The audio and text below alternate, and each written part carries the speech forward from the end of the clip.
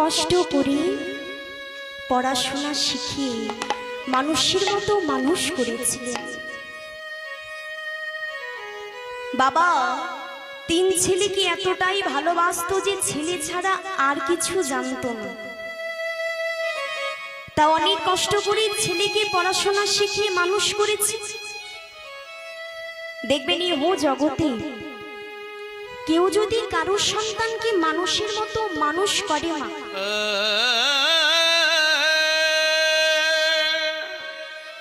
কি গো মনে গর্ব থাকে না যে আমার সন্তান মানুষের মতো মানুষ হয়েছে।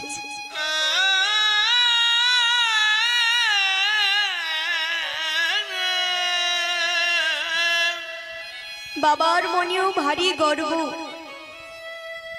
যে তার তিন ছেলে মানুষের মতো মানুষ হয়েছে।